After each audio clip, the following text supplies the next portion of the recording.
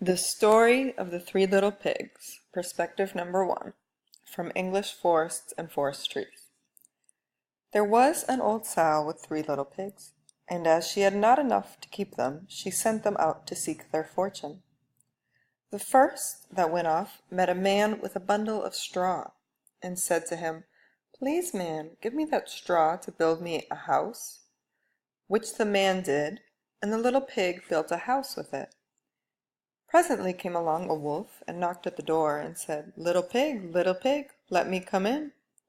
To which the pig answered, "No, no, no, not by the hair of my chinny chin chin." The wolf then answered to that, "Then I'll huff, and I'll puff, and I'll blow your house in." So he huffed, and he puffed, and he blew his house in, and ate up the little pig. The second little pig met a man with a bundle of sticks, and said, "Please, man, give me that stick to build a house." Which the man did, and the pig built his house. Then along came the wolf, and said, little pig, let me come in." "No, no, not by the hair of my chinny chin chin."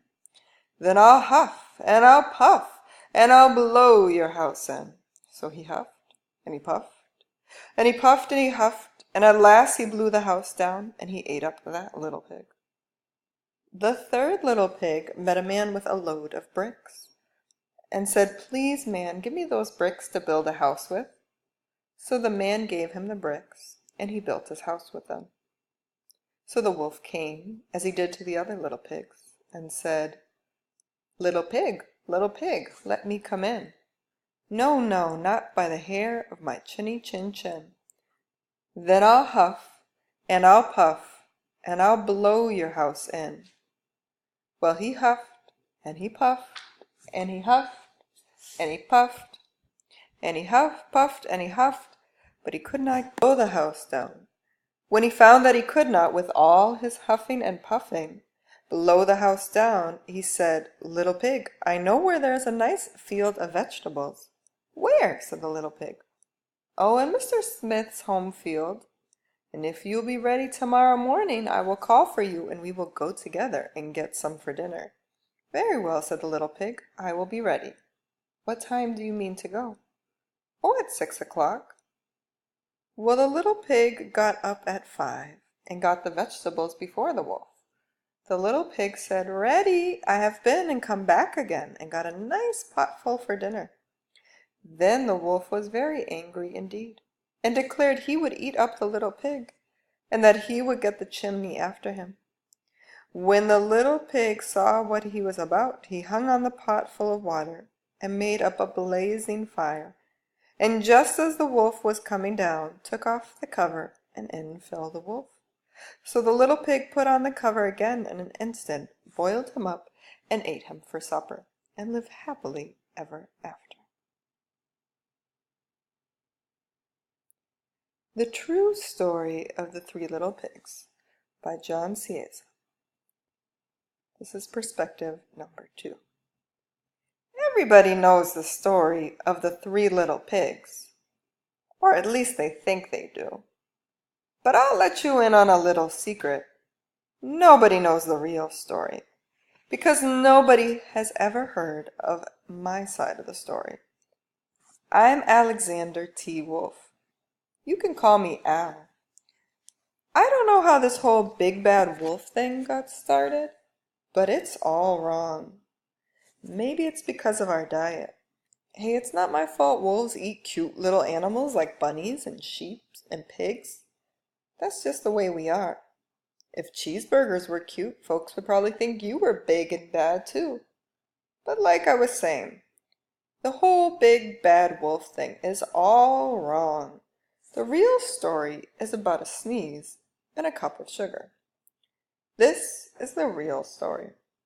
Way back and once upon a time, I was making a birthday cake for my dear old granny. I had a terrible sneezing cold. I ran out of sugar, so I walked down the street to ask my neighbor for a cup of sugar. Now this neighbor was a pig, and he wasn't too bright either.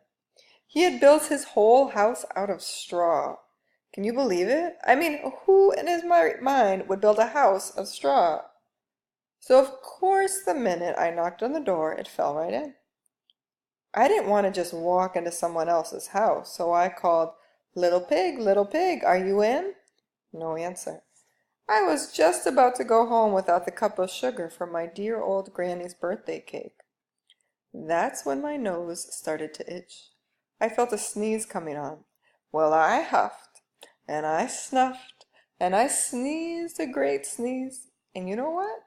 The whole darn straw house fell down. And right in the middle of the pile of straw was the first little pig, dead as a doornail. He had been home the whole time. It seemed like a shame to leave a perfectly good ham dinner lying there in the straw.